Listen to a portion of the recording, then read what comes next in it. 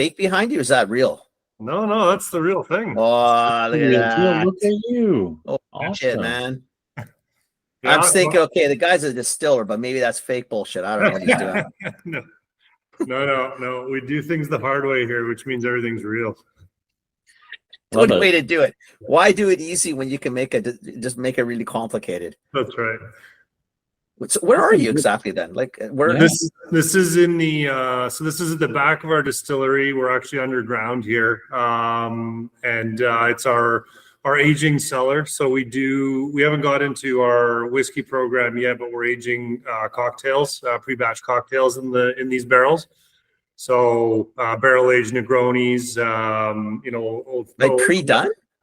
Yeah, so we pre-make the product ourselves. So we take our gin and the in-house Amaro that we're making, and we have to use a third-party vermouth because we don't have a winery license yet. But we blend it all together, and then we choose what wood we want to rest it on. And so you get like this, this rich kind of finish like you'd get from a whiskey without having to actually barrel age it for 3 to 5 years, kind of thing. Does anybody else do like Negroni that way? You'll see them. You will. We're not unique to that. I think we're unique to the woods that we choose to age. I've never heard of that. I mean, I know how to make a Negroni. Like I've got the ingredients in the house 24/7. That's not the issue. Yeah. I didn't know you could like pre-make it that way. You can, yeah, and it just gives it some time to. It's a new category, ready to serve cocktails. So you can buy them in a bottle, and all you need is a glass with some ice in it, and off you go. And they're good. Ours are. I know yours are. I just assumed that. Yeah. But it's an interesting way to go, right? Because you otherwise you've got to have a whole cabinet of stuff. Well, you have to have for Negroni. You need three things at all times, right? But, and they're never the right. They're never the right level, right? Like you wind up using a little bit more of one, and then you got a little bit left of another one. You got to go out and get another bottle. Like it's like. Yeah, and one thing people don't realize is that a lot of the time a classic Negroni is 1, 1, and 1, but our ratios are actually different because the number 5 gin, which is our cocktail gin, we actually specifically designed the flavor of that gin, the combination of the different oils and everything that make it up, to make the perfect Negroni. And in order to do that, we're actually adjusting the levels of flavors of like the citrus components, some of the heavier rooty flavors that work well with the Amaro. So it's actually a very curated product. So you can't just use any gin to make a good Negroni. You've got to use a good Negroni gin. Otherwise, it's really going to throw the balance of your cocktail off. And then you're importing the vermouth. You know this? Are you just using any Negroni, any gin, or are you using? I hate to tell you. I mean, I use either a Martini Rossi or Cinzano. That's typically where I go for my vermouth. Campari. I mean, you don't have 50 million choices of that. That is what it is. And the gin, I do. I'm not. I don't buy cheap gin, but I didn't know that I should. I guess it's a flavor profile of the gin. Sure, it changes. Listen, if you want me to mute him for the rest of this call, no, I'm going to learn something. Shut up. Listen, you just never mind. I'm actually learning something I'm okay here. with it, So what proportions do you do then? Like if you don't go 1, 1, 1, like do you up the gin or? Yeah, so ours, because we love, we're a distillery, so we like to do things spirit forward. So our gin's 1.5 ounces. We do 1 ounce of the vermouth and 3/4 of the Campari. And the reason behind that is that if you're trying to appeal to a broad audience of cocktail drinkers, generally speaking, what will turn off people from Negronis is the bitterness of the Amaro, of the Campari. Yeah. And so when that's the dominant flavor, and Campari is quite strong in its flavoring, if you then combine that with, say, a gin that has a really heavy citrus note to it, you've essentially got the bitter orange of the Campari and you've got the citrus oils coming out of the gin. All of a sudden you get this bitter cocktail that if people aren't familiar with, they're like, well, this isn't for me. And yet it's the very thing that draws people back to the Negroni. That's why you drink Amaro and why you go down those paths, because it's to cleanse the palate. That's right. That's why you have it in Italy. It's all before the meal, right? Because you want to go in. Yeah. Yeah, it's a great digestive. Oh man, I'm loving this. Yeah. I love this podcast already. We haven't started. Well, we're recording, but haven't got into it. Yeah. Really? Isn't that interesting? So really what else so hang on, Phil. And then we'll get going. I promise. So and then what else? So outside of a Negroni, what else you kind of pre-doing there? So we've got some old fashions going as well. We don't, like I said, we don't make a bourbon right now, but we make a spice liqueur that basically replaces all of the other ingredients in the old fashioned, which generally speaking, an old fashioned is a simple cocktail. Simple syrup, right? Yeah, simple syrup, some bitters, just to kind of give it a different spice note to it.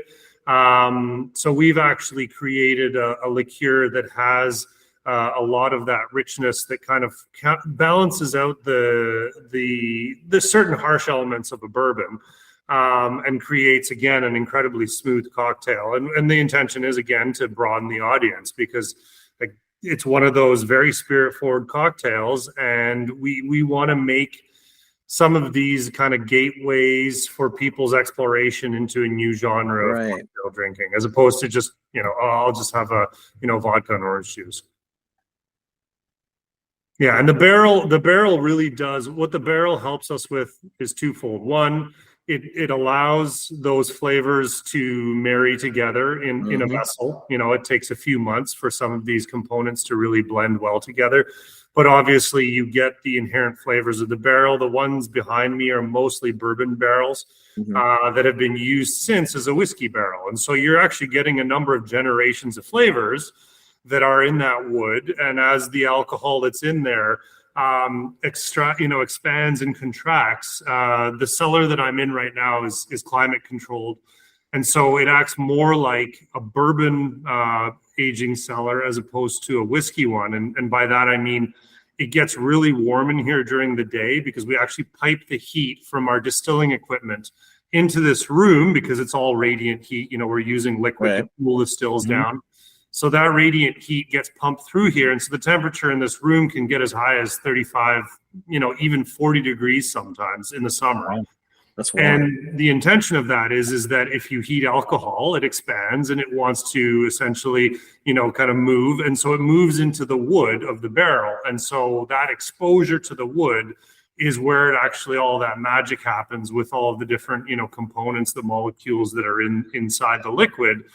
They react with the tannins and the other, the other spirits that used to be in the barrel. And then at night, when it cools down, it comes back into the barrel. And so you essentially have this almost filtration effect that's infusing flavor the whole time. That's awesome. We got to do a podcast at this place, Phil. Yeah. Those coming down in April. I don't think I trust you in that place. Just Negroni. It's not that strong. I mean, Cinzano and Campari really are not high alcohol. Give me another one. It's not that strong. It's not that strong. Oh, they're light. And there's not really a podcast. It's we find that it's our best innovations always come after the second drink. So absolutely. Yeah. Absolutely. Oh my gosh. That's fantastic. Kenny, let's do an intro. So it'll be easy. So Jan's on tonight. Copperpenny Distilleries in Vancouver. Copperpenny Distilling Co. Yeah. Distilling Co. Yeah. For you, my friend, it's very simple. We just love the story. So from us, all we want from you, there's no script. I told you, you don't do anything. I mean, you're talking to two idiots. I mean, where's it going to go? It can't get that bad. But just tell us what you want to tell us. But what we love to know is sort of your background, where you came from, how you ended up here, why you ended up here, why you continue to end up here. And maybe even some of the trials and tribulations of what's going on, because your industry is changing quite dramatically these days. Definitely, it seems that a younger generation, like I know my kids, well, one of the kids anyway, isn't like their whole group just doesn't partake anymore. So I'm very curious to even see like where those trends are going, and then how you're developing these really cool ideas to, expand, move, change drinking habits, like potentially mine, because geez, a pre-made Negroni is not the worst thing in the world I can think of. So I'm just super curious to see where this goes. But for the next 45 minutes or so, it's really your show. You just go where you want to go. And then as long as you don't mind us chime in periodically, Mm-hmm. because we might want to ask a question or two. Who knows? We're get a recipe. I don't know what's going to happen, and we'll go from there. So anyway, it's your show, baby. Later on. Absolutely. Thank you. Yeah, and I appreciate the opportunity. It is, I always find these moments actually very telling. You kind of ideas formalize in your head, and you actually come to lots of conclusions when you talk with people who have. And we won't charge you zip, eh? Yeah. All the ideas you get tonight, you can have. Perfect. Unless you monetize they're them all really yours. heavy, and then we're coming back. Then you want, yeah. For now, they're yours. It's kind of people we are, man. Yeah, that's very generous. We try. Yeah, so I guess a bit of history. Copperpenny started in 2019.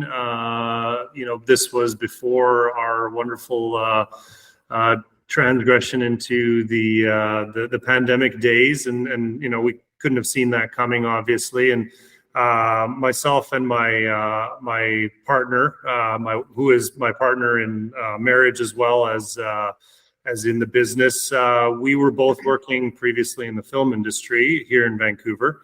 And Jen, my wife, she's a phenomenal set decorator, and that actually took us all over the world doing some pretty interesting projects. The last of which was working with a theater company that was based on the Magic Mike movies. And so they have a live show in Las Vegas that hers and a colleague of hers had a hand in designing. It was a huge success on the Strip. And so the actor, Channing Tatum, who's actually behind that whole franchise and the owner of that, decided that he would take it internationally. And so Jen was asked to go to London to set one of the shows up there.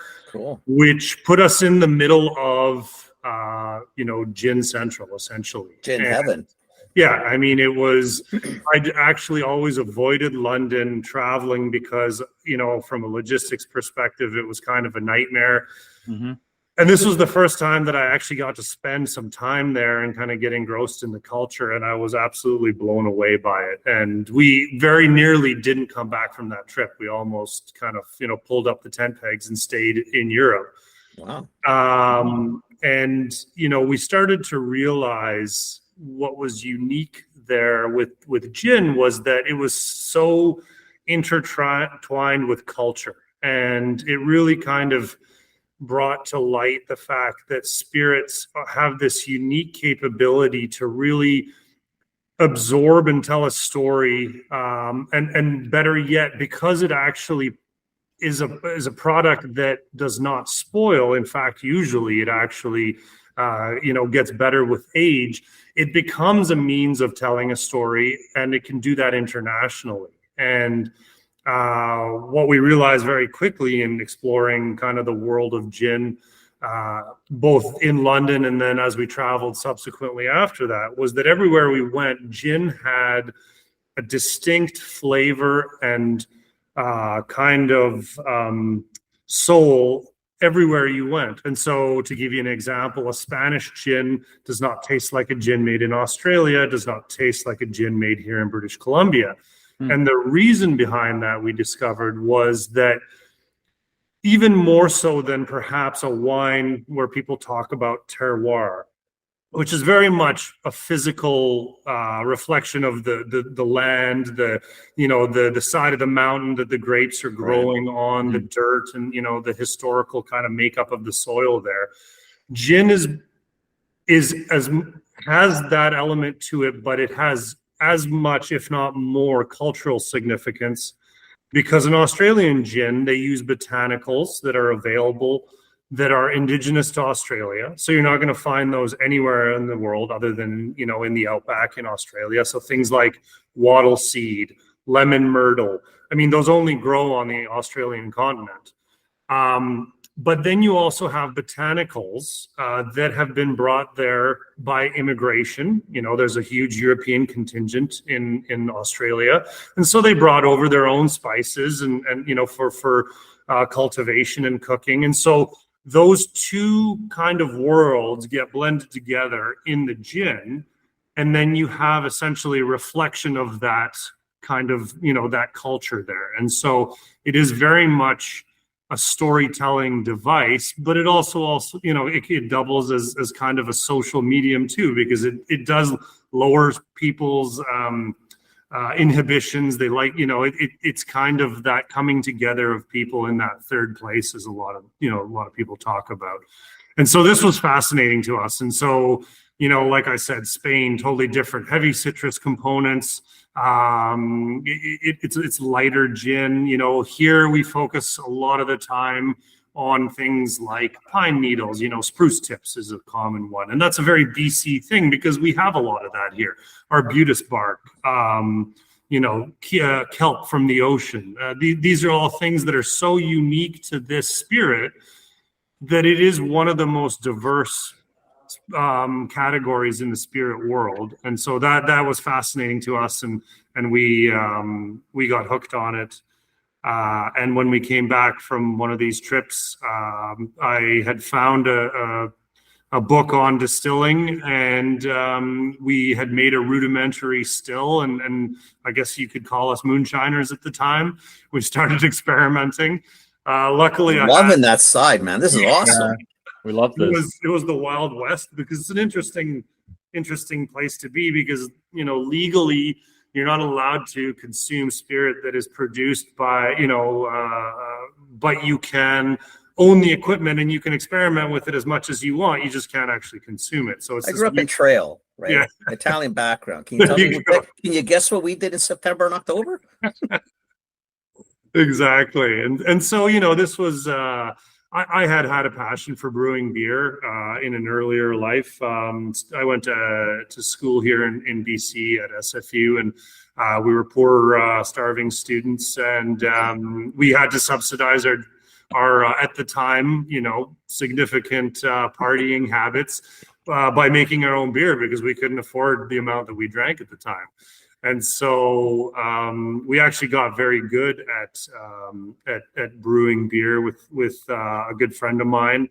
And over, almost 2 decades, we went from brewing, on a pot in our dormitory, where it would regularly boil over onto the stove because we were probably drinking a little too much of our own products at the time to be paying attention. To building, a very advanced microbrew setup in his garage up in Squamish when he moved up there, and that was just kind of our go-to thing.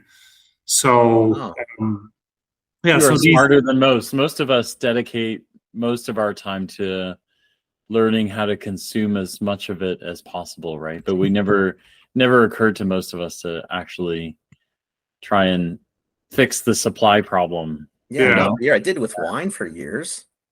Well, especially if you're coming from Trail, I'm sure your family was getting stuff from Star Grocery there. And, yeah, absolutely. Yeah. Absolutely. Pasquale always had the lines. Yeah. Seriously. And then when Ferrero's would bring in grapes or whoever, right? Yeah. And then when I moved down here, I was making 6, 12-gallon demijohns just for us for the year. Of course, yeah. Right? There's something very, kind of natural and fulfilling to doing it, because you create something, and when it's not great, you laugh about it, you drink it anyway. You still drink it anyway, whatever. So, you can't throw it out. I mean, that's no.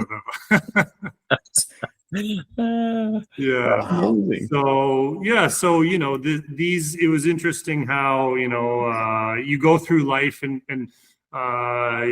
you have a lot of regrets, a lot of questions about, if I had just done this, when we started brewing beer with my buddy Ross, at the time there were 2 breweries in what we would call microbreweries in Vancouver. One of them was Granville Island. The other one was Shaftesbury. There was a couple other small ones, like the one in Horseshoe Bay, the Troller Pub had a small brewery there. And the beer scene in Portland at the time was popping off, and it hadn't got here to Vancouver yet.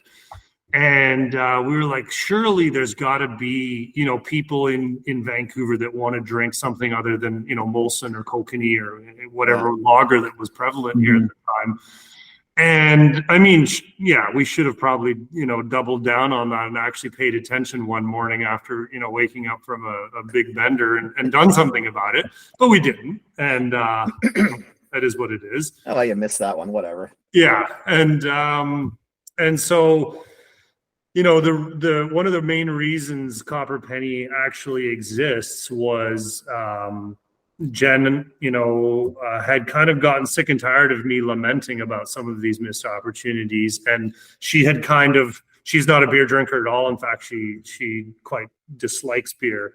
And so, that made it a very hard business model to propose to her, because it's, if she was going to be a partner in the business, it had to make sense. And so this whole distilling idea started to kind of take place in London, and then the subsequent trips. And it was actually her that basically at one point said, okay, I'm sick and tired of hearing these ideas. We're either going to do this or we're not. And she literally grabbed my hand and said, piss or get off the pot. We got to get this done, or I never want to hear about it again. And that this conversation is dead. Yeah. That's good for her. Yeah, so that was essentially the dare that started Copperpenny, because we said, all right, that's enough. And we'd kind of had at the time, we were starting to have enough of the film industry. It can be quite taxing physically and mentally. There's really long hours, and it's exciting as heck, but it does tend to take a toll on you. In retrospect, we probably had it pretty good in the film industry because we got a paycheck and someone fed us every day. And you got to travel a little bit. I mean, seriously, not the worst gig. The grass is always greener, right? Yeah, not the worst gig. Wow.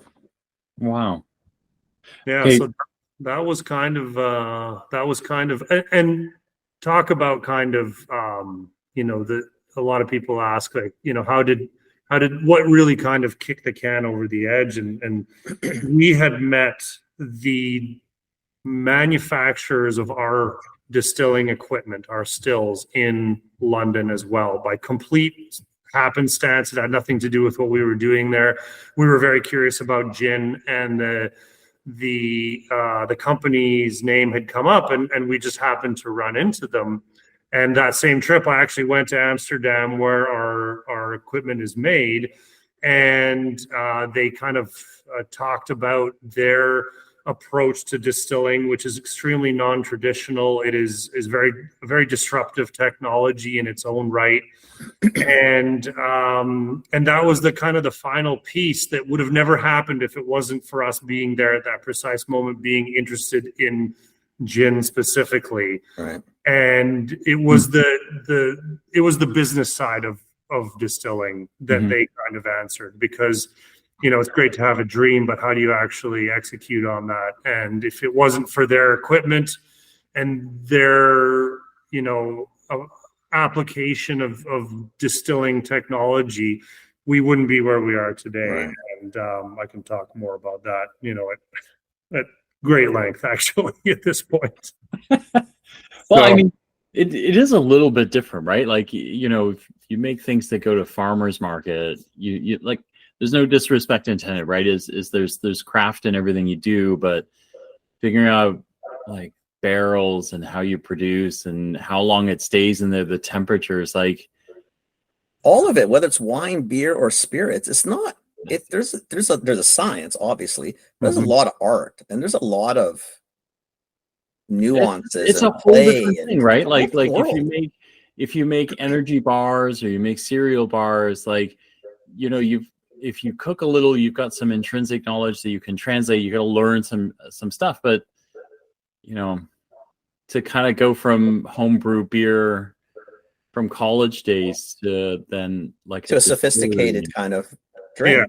Yeah, absolutely. And a lot of people ask kind of how we, got to where we are. And I mean, it was baby steps. We started with a small still. We kind of figured out some recipes. We got a proof of concept. we didn't poison any of our friends. So yeah, so that was successful. Yeah, that's helpful. Yeah. Our naming scheme for a lot of our spirits, we've got number 5 gin, which is our cocktail gin. That's our flagship product. The subsequent one was number 6 oyster shell gin, which is a complete 180 from our first gin.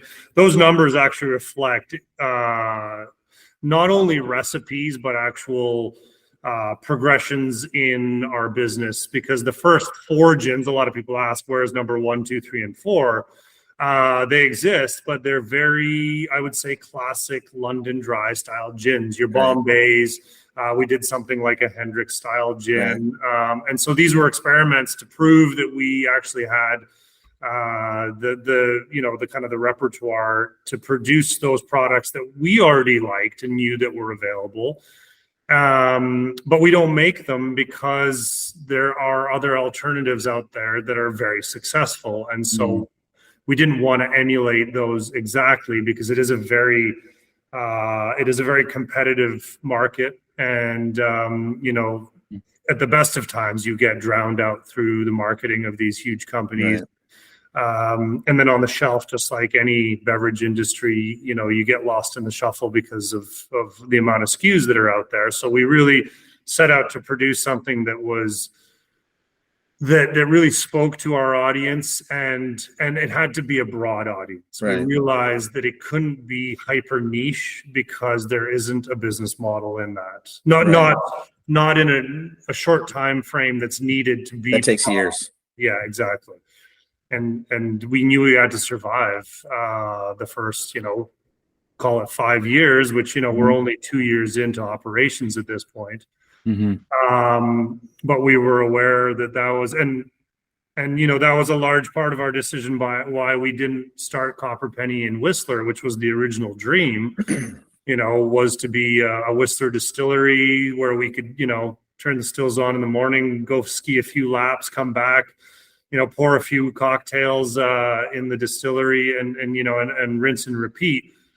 We're thankful we didn't do that, because we, realized quite early on that we needed to have a very powerful brand home where lots of people wanted to come in and, experience what we were doing, so that we had that velocity. Right. So when you start coming into this. Hey guys, sorry to interrupt. Just a quick word from our sponsor today. Yeah. So say what you're going to say. So these organizations. You know what, Phil? I woke up this morning, and I think what I'm thinking today is sort of what we've talked about this a lot of times, and I think it's really important for people to understand that there's so many trade organizations around, and I don't think a lot of people partake in them and participate in, and I think it's a mistake. I really do. I think if one great way to network, keep your pulse on what's actually going on out there, maybe hear some stories, validate a story or a feeling you have, let's say with a particular retailer or distributor, or you guys are looking for salespeople or whatever it is. But I think trade organizations are really something that I don't think many take full advantage of. Like, I'll give you the one, like in Vancouver, that I signed us up for this morning for the breakfast at CHFA. And you signed us up for another thing. I signed us up. Well, whatever, Phil. Come on. He's talking about this. You got to be there. You got to. No. I like it. I like this one, actually. So we're going to the Food Exec Club of Vancouver, which is, again, one of these nonprofit clubs that basically just unites, connects people. Gives us, like, for example, Food Exec Club of Vancouver gives us 6 or 7 luncheons a year with key retailers or speakers from around the province, because this is a Vancouver thing. So BC Food and Beverage was there last month. CHFA is coming next month. We've had Save-On, Costco, 7-Eleven, Georgia, Maine. So you get a pulse of what's going on sort of in your industry. You're sitting with past colleagues, present colleagues, maybe future colleagues. And I just don't think people take enough advantage of things like that. I know Calgary has a food execs club, I think the Doucette goes to. But the Vancouver one is phenomenal. It really is, because I just find that I get to catch up a little bit with people that I haven't seen in a while, where I don't get to see as much anymore. Yeah. Right. And we've picked up, even for us, like, think about it, like in terms of networking, we've picked up podcasts because of it. I think the other big one, right? Like, so catching up stuff, I think, is important. But if you're worried about this from a fee perspective, the other one that what these guys do very well is, food execs of Vancouver, they've had folks from 7-Eleven, from Bilo, from Safeway, from Choices, Cooper's Market, Costco, London Drugstore, Lululemon, AC Nielsen, Overweighty Food Group. So they've had people that you need to hear from, or people that you need to see, that you would normally have to go to like a big show, right? To kind of sort of understand what their priorities are. Maybe 400 or 500 people, so it's not even intimate. These are like 80, 90 people lunches. They're wonderful. People. Yeah. So I think that part, to me, because there are a lot of associations. There's a lot of things that you could or could not get into. I think this one is one that you should look at. If you are a food exec of some sort, you should look at this. And if you're in the Lower Mainland specifically, because it's easy in the Lower Mainland, because it's held out in Burquitlam, like right on the border of Burnaby, Coquitlam. Even if you're from the island and interior, it's one Friday every sort of other month kind of thing. It's really not a huge commitment, and it is really a wonderful way to stay connected with the industry. So, anyway, there's a plug for Food Exec in Vancouver. I think it's well worth it. And I think find out more, you go to fecov.com. fecov.com. Right. Food Executive Club of Vancouver. That's right. Or you can just hit info@fecov.com. Right. Email those guys and they'll get back to you, I'm sure. Absolutely. All right. Now back to the podcast. Like, the space is very competitive, to your point. There's a lot of English gins in the city. It's the only ones I know. I'm assuming they come. I didn't even know they came from all over the world. I just assumed England, but that's just me. But, it's crowded, like you said. It's a lot of it can be price point driven at that time, because there wasn't a lot of. I don't think there was a lot of different people playing in it. Like, I find it still really ballsy in that you're playing in a very mature, refined. It's a defined set, and you don't want to go too nichey, and you don't want to go too similar. Like, it's the dance. I'm trying to figure out how you got to that spot, because. Yeah, I mean, I think there's, like anything, there's two ways to go about this. It's the fast way, where you're dumping lots of money on the fire to make yourself known. If you're lucky, you find a hook, like, say, I don't know if you're familiar with Empress Gin, but that's the color, the purple one. Yeah, exactly. There you go. Right. So, I mean, most people will know it as the Purple Gin. They might not even know the name necessarily, but here's this is a BC product. It was made in Victoria, in Sydney, actually. It's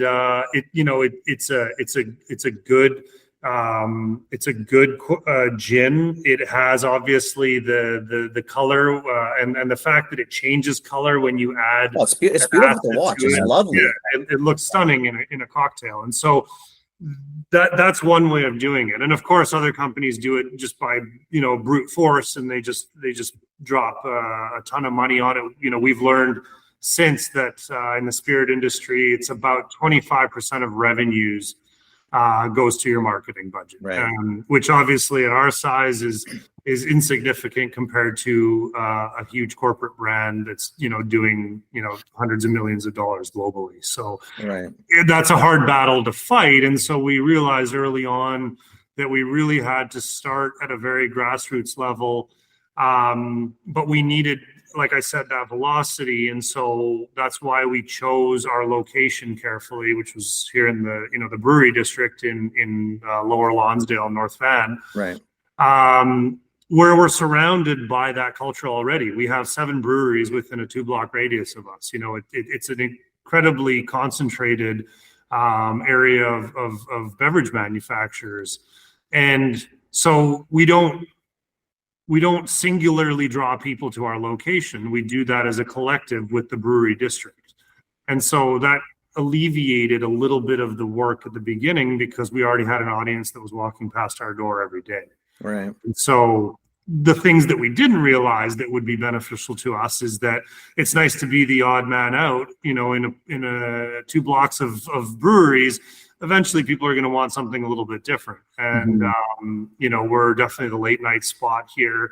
And we've been lucky enough to, you know, be voted best cocktail bar in North Van, you know, 2 years in a row. So, I mean, we're leaning into that cultural, you know, importance of that third place and somewhere to call, you know, a living room of our city, so to speak. So that's really cool.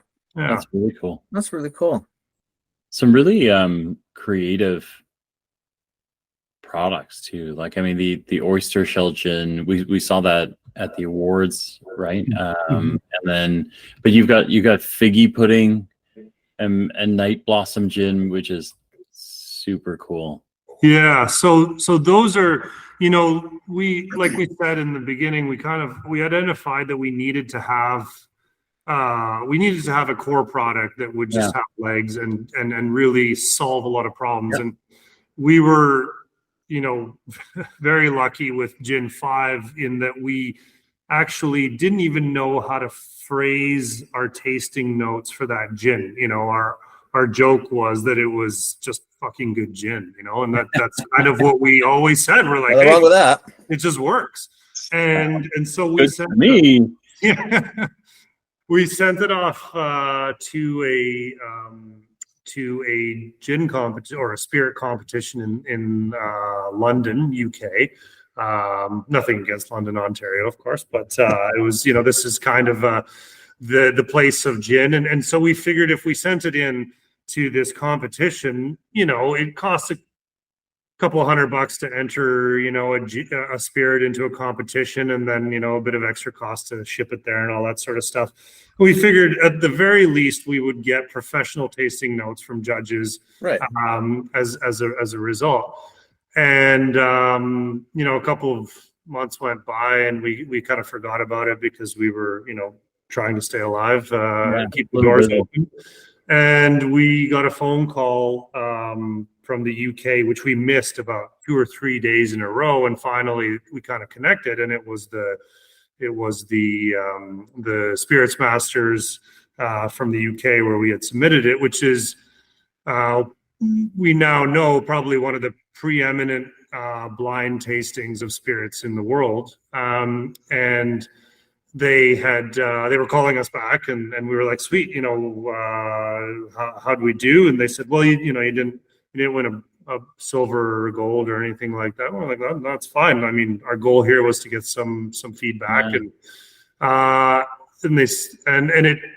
then they kind of paused and they said, but you've won the Masters category, and we had no idea what that even was. What does that mean? Cool. Sounds good. Cool. Does it have prize money? Is there something? Do I get a trip? Like, what's going on? Ribbon? Like, what's yeah. So it turned out that this was essentially we had won the top ranking in our category, and as a result, we were out of 550 global entries, and these are gins that we had essentially set out to emulate. Right. 4 Pillars out of Australia, Monkey 47, Kiro Gin out of Finland. Anyway, these were all of the competitors in there, unbeknownst to us, and so we actually ranked in essentially the top 10 or 15 gins at that competition. Good for you. Globally. So that was 4 months in. And so we had a bit of validation that the product was something that not only the industry would respect, but also the feedback was that it was an incredibly versatile gin. And, we started talking earlier about what makes a good gin for a Negroni.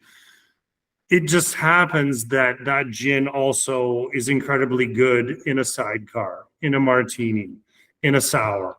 in a, you name it, if it's got gin in it, gin number 5 just elevates all of the other flavors in that cocktail. And so the versatility now kind of gives a bartender or, a consumer at home the Swiss Army knife of that spirit category, as opposed to saying, okay, well, I've got my Bombay for my gin and tonics, and I've got my Hendrix for my sour. And, as we said, there's only so many dollars in the bank to fill your back bar. And so that's why gin number 5 has been so successful to this day.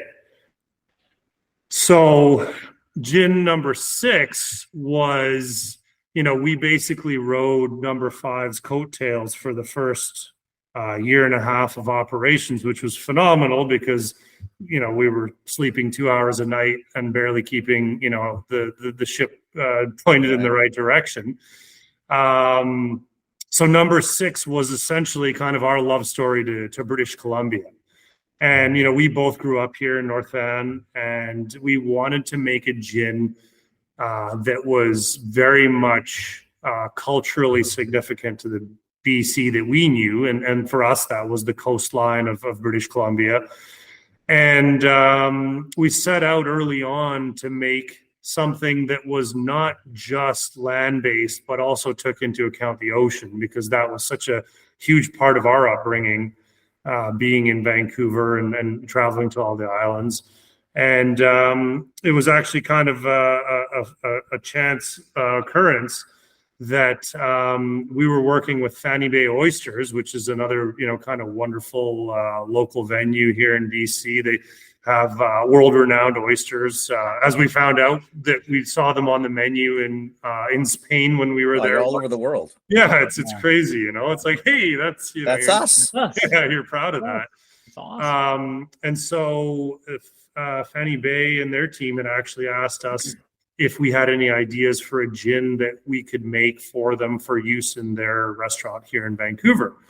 And so we got to thinking, okay, well, what's marine inspired and very much British Columbian, and there's a number of other great BC gins that lean into different aspects of BC. And the one thing that we kind of realized was that there wasn't something that really had a uniquely marine flavor. There's a couple that use marine botanicals, but they're very, I would say, again, very kind of middle ground gins, whereas we wanted to make something that was super unique. And so we actually came back to the idea of using an oyster shell in the distillation. And there's a couple of them globally. There's probably only about a dozen of these gins. And there's reasons for that. It's not the easiest product to use. But what it does is it imparts a wonderful minerality and salinity to the gin. So the gin almost takes on the savory characteristic, which seems a bit odd at first. But when you think about drinks like martinis, which are very spirit forward, often people want a dirty martini, and that's got a lot to do with, with the fact that sometimes the spirits that go into these martinis aren't exactly what you want to drink straight. The dirtiness is kind of numbs or calms the over spirit. It feels like to me. It's, you know what I mean? Like, I totally know what you're saying. Absolutely. Totally know what you're saying. Yeah. Because that brininess kind of just, calm. It just makes it much more palatable. It does. And salt, salt in it has a way of changing your palate. That absolutely makes things more perceptible, absolutely more digestible. And you're right, it takes the heat off of what might otherwise be an aggressive spirit. And gins are often higher in alcohol. They're anywhere from 40 to 50% alcohol. And so there's standard martinis, 2.5 ounces of gin or 2 ounces of gin, depending on how you make it. So we wanted to make something that had less of the need for that, for having to add that salinity after the fact, and we wanted to put it in the spirit itself. And so we actually started working with the oyster shells and doing various methods of distillation.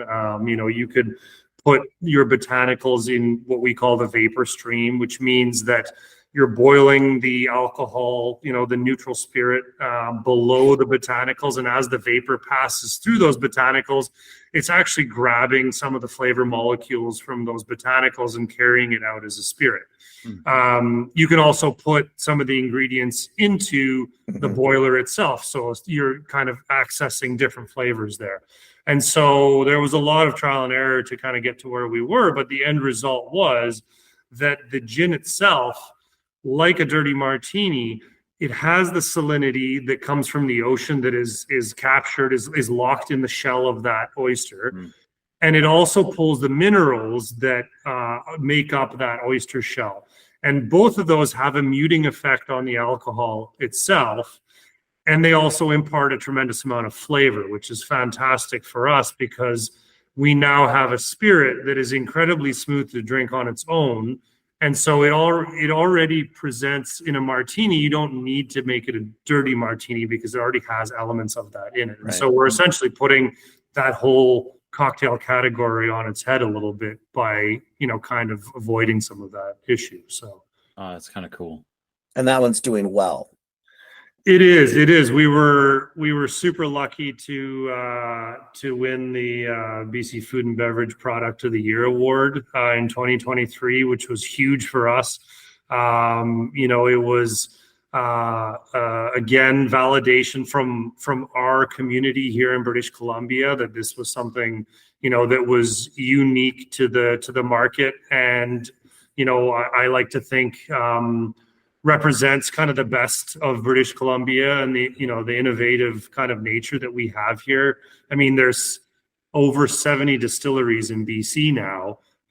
10 years ago, there was probably less than 10. And so that's, a good sign of how people, consumers are willing to support that innovation. And, our goal is hopefully to carry that message internationally so that we can, best portray BC and Canada kind of in the international spirits market, because we feel we have a lot to add to that. Something that's been dominated a lot of the time by, European market and the US.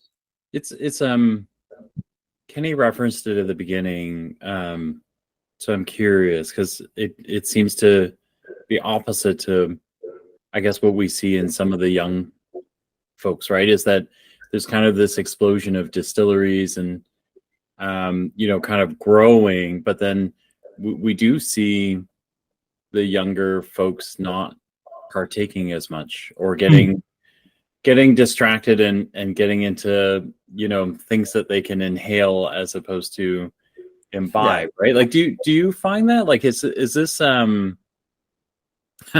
is this Kenny just drinking like twice as many Negronis as he used to, or is this? Well, someone's got to support.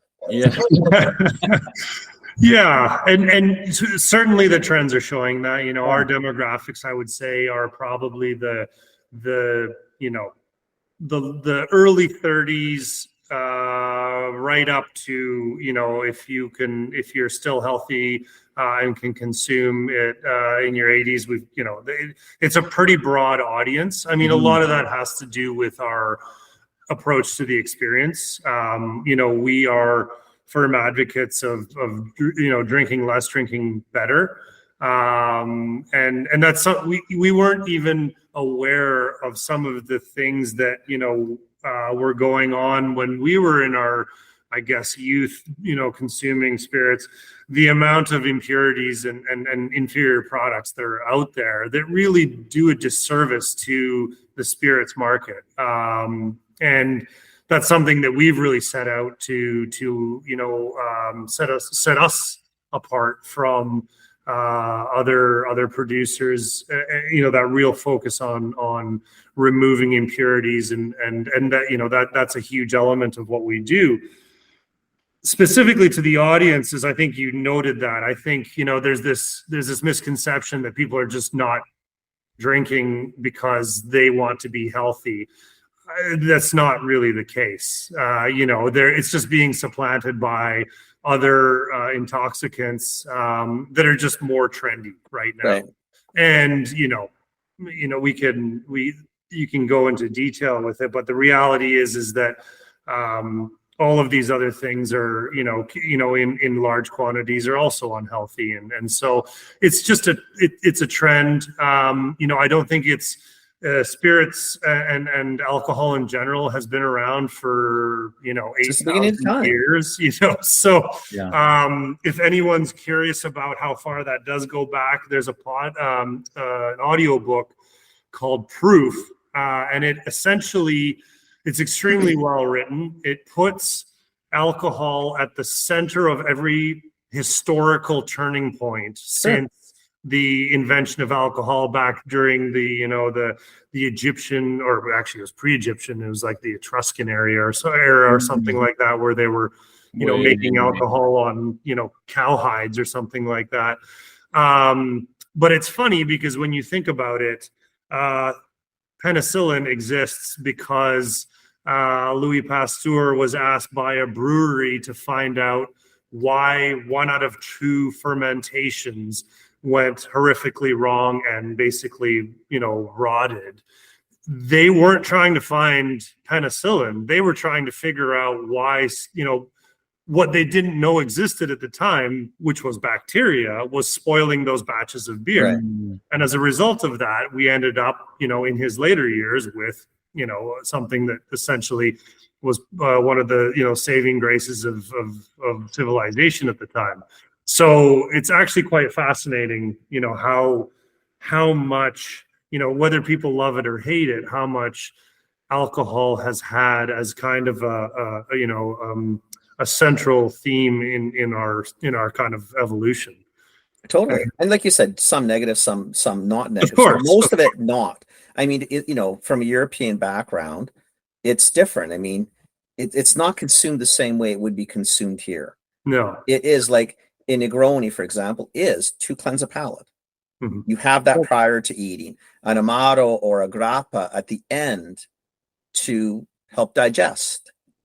Yeah. And that's not just Italy. That's Europe. That's Asia does that. Sake. Pick all these things. These are all built into the culture, right? It's about the experience of food and friendship, and not to overconsume. I mean, and to your point, I'd rather have a Negroni than vape.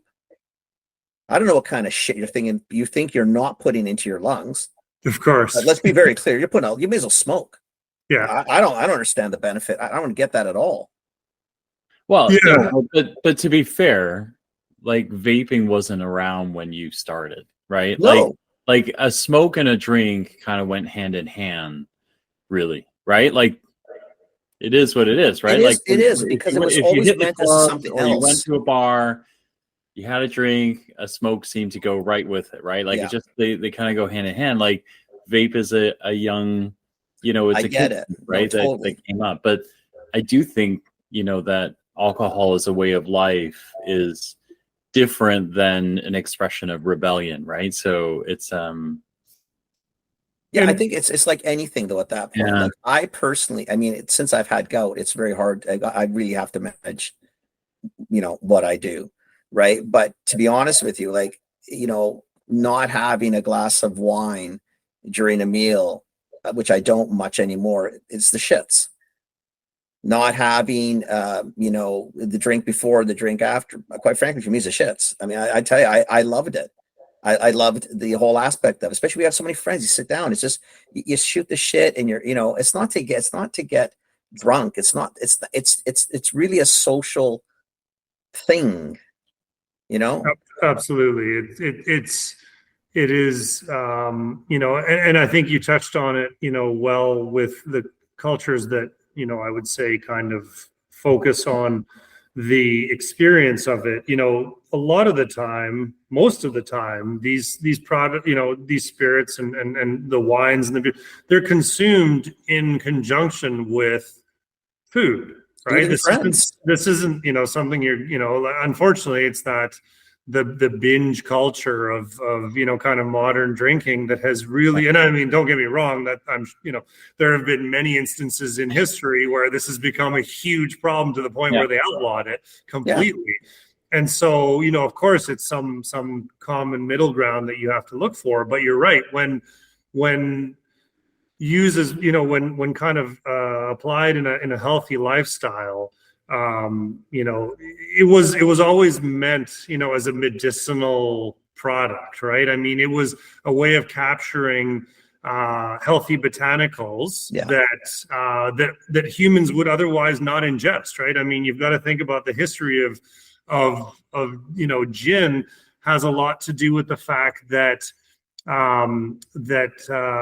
Dutch and British sailors were dying in droves from malaria when they were going down the Cape of South Africa, and they were trying to figure out, okay, how do we actually stop from losing, what ended up being hundreds of thousands of sailors to this very, deadly disease.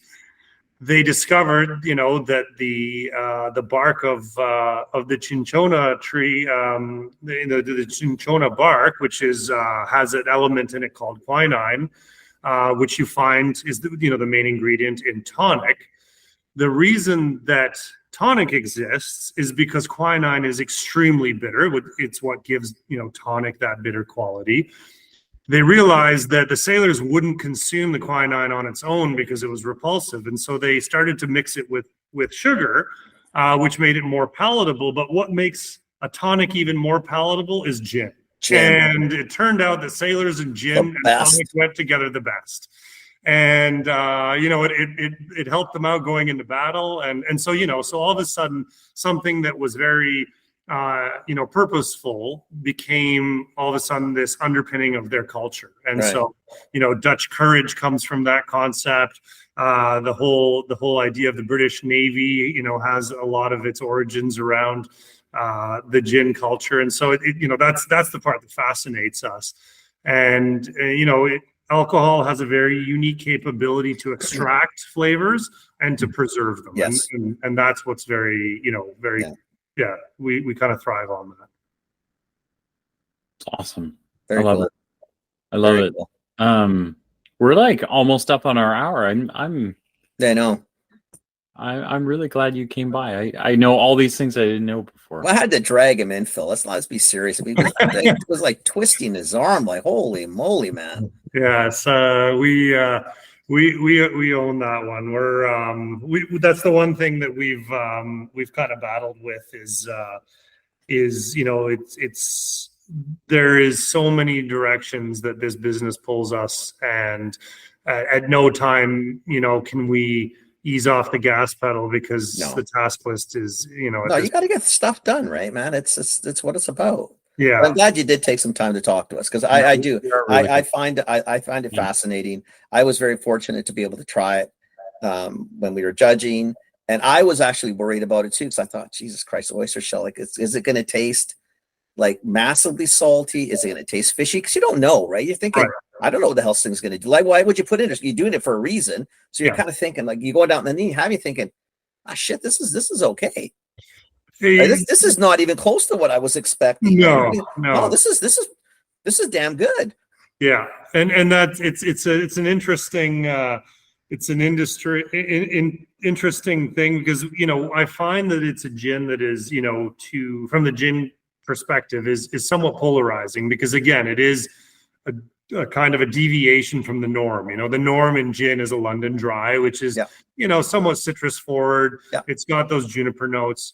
So this is something totally different, and it's hard to go against the grain. And so we recently, following up on some of our other awards, gin number 6 actually just won 100 points at the Las Vegas Proof Awards, which is another, very reputable blind tasting competition.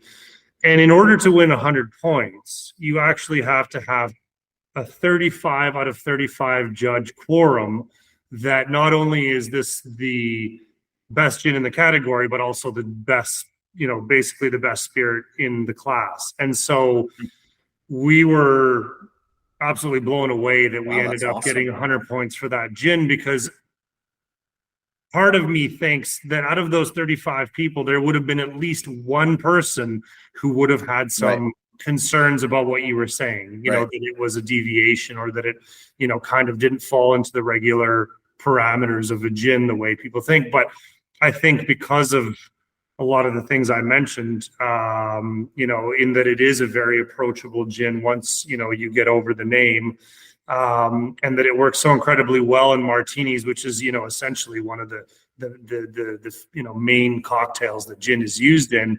It gave us a really good, chance. And I invite any of your listeners, if they want to learn more, please, do come to the distillery in North Van if you can. We've got a 60-seat cocktail lounge here. And the reason we have such a large focus on our front of house is because for us, it is a two-way story, right? This isn't just us making something that we think tastes good. It's about listening to our audience, understanding what it is that they're looking for in their kind of, spirited journey, as we like to say, and taking that information back to the distillery and looking to see what important things, that we want to reflect in that culturally, and then putting out a product, right, to, again, a broad audience that'll appeal to. So there's got to be a little science behind the art. Very cool, man. Love it. Very cool. Thank you so much for coming. This has been amazing. Yeah, I love this one. I do. It's gonna be awesome. Yeah. Actually, when Phil comes to town, we'll probably come down at the beginning of April if we get a chance. It's not far to go to the North Shore. Wouldn't mind popping in. As we say, it's the cheapest cruise ship ride across the river you'll ever take. You know what it is? When East Vanners are terrible. We don't like leaving East Van. We really don't. East Vanners are grouchy about everything. Man, we just don't like leaving the hood. Like, you just don't. Like, it's why everybody should just come to East Van? It just make life easier. Yeah, I know the sentiment. Well, if he doesn't go, I'll come. I'm going to relax. I'm going. He's putting it on you to drag his ass over here. Exactly. I'm going. No worries. I love it. So if people want to find out more about you and or the distillery, where do they go? What do they do? Yeah, absolutely. Check out our website. It's copperpennydistilling.com. We are on Instagram at Copperpenny Distilling NV for North Van. Cool. And, keep an eye out for us on your private liquor store shelves. We're working hard to get a good exposure there. Obviously, on the backs of bars, we've been lucky enough to be picked up by a lot of really fantastic bars here in Vancouver and Whistler. And there's a lot of great events that go on around BC, festivals, and we're at a lot of the beer festivals as well, because they're starting to kind of include other categories, recognizing the variety is good. And we'll be present. Awesome, man. Okay. Thank you so much. Thank you very much. Good, man. Seriously, I appreciate it. We appreciate that a lot. No, it was good. I'm glad you did it. Thank you. I do really appreciate it. Night. Yeah, and then we'll see you soon. You go, Phil. You stick around. Yeah. And have a great evening. Thanks again. Good night, guys. Take care, man. Bye, yeah. Thank you. Ciao. Makes me so. I haven't had a gin. I love gin. I haven't had a gin since that terrible incident during camping. Oh, you got to let it go, man. 19 something. Yeah, I mean, I've had little sips of it here and there, and it. You just need a good one. It was like tequila. Like I went 30 years where even the smell would turn my stomach. Like just the sight of a bottle. Was that with me? You started drinking? No, it was a night of blindness sometime. Yeah, well, first it was a night of blindness. I think in the early 80s. Like seriously, I think I fell asleep on the park steps on the way home. My mom doesn't listen to this one. On the way home. And then it was like literally 30 years. And then it was probably just before I met you, where I because again, if you went to a nice one, not the shit that we all got probably just obliterated on, and you think, wow, this is actually drinkable. But it's not. It's again, it's also, you come with age, you get a little smarter too. Like so what Jan said, I'd rather spend more and get a really nice bottle of something and just a half ounce, 3/4 ounce at a time, watch a little TV or sit around with some friends, shoot the shit, eating. That's wonderful. Like it just to me, I mean, this is just to me. I know a lot of people don't drink, and I'm not telling you to drink, don't do what you got to do. But to me, I just love that. To me, like that's the epitome of socializing. You sit around, you're enjoying it, and then you can't ask for better. Can't ask for better. But the moderation is the key, because you enjoy it more. Like when you've had your tequila, I know I've had some with you. Well, I can do this. I quite enjoy it. It's nice. Yeah. Well, I think we were in Florida. And I didn't know you drank tequila. I didn't think you drank anything. Yeah. And then I was very specific with the bar guy, right? You had the one you wanted, and shit, I didn't know it was that sophisticated. I'm thinking wearable, gold. No. I know, but but think about it. That's what I get it. I get it. What was vodka? Smirnoff. What was gin? What was I can't remember I could see the bottle of gin everybody drank, and I can't remember the name of it, but you didn't have the nicer, plays. Anyway, I've had his. His is really good. It's different, because I personally I like the juniper, and I like the forwardness of the botanicals. Like personally, I really enjoy that. But with his, because I wasn't sure, and I thought, oh fuck, I don't know where this is gonna go. Very Thanks cool. for listening, everybody. Thanks for listening.